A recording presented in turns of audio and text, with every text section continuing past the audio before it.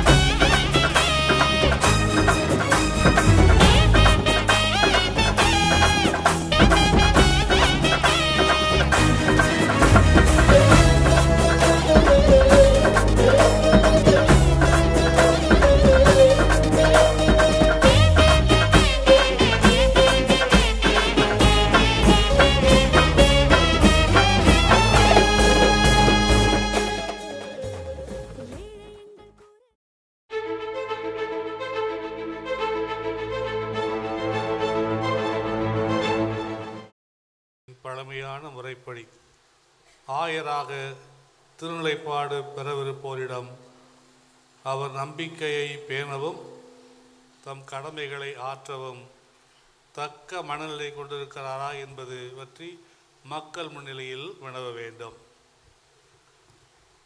எனவே அன்பு சகோதரரே, திருத்தூதர்கள் எம்மிடம் ஒப்படைத்ததும் உம்மீது கைகளை வைத்து நாம் உமக்கு அளிக்க இருக்கின்றதுமான பணியை தூய ஆவியாரின் அருள் துணையால் நீர் உமது உயிர் உள்ளளவும் நிறைவேற்ற விரும்புகிறேன்.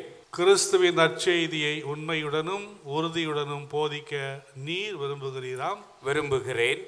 திருத்தூதர்கள் திரு அவையில் என்றென்றும் எங்கும் காத்து வந்த மரபின்படி விசுவாச களஞ்சியத்தை களங்கமின்றி முழுமையாக காப்பாற்ற நீர் விரும்புகிறேன்.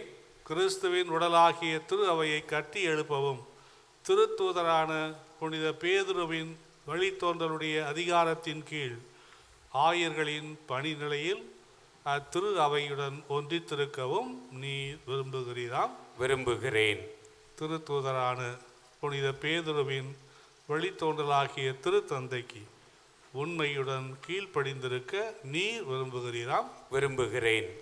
உம்முடன் பணியாற்றும் மறைப்பணியாளருடனும் திருத்தொண்டருடனும் இணைந்து பரிவுமிக்க தந்தையாம் இறைவனின் புனித மக்களை பேணி வளர்க்கவும் மீட்பின் பாதையில் நடத்தி செல்லவும் நீர் விரும்புகிறேன். ஏழைகளுக்கும் அந்நியருக்கும் தேவையில் இருக்கின்ற அனைவருக்கும் ஆண்டவரின் திருப்பெயரால் பரிவும் இரக்கமும் காட்ட நீர் விரும்புகிறேன்.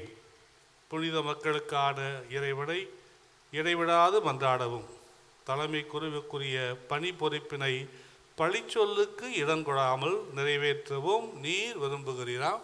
இறைவனின் துணையை நம்பி நான் விரும்புகிறேன்.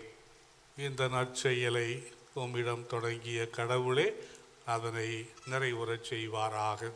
ஆயர் பணி என்பது மீண்டும் நாளை சந்திப்போம். நன்றி, வணக்கம்.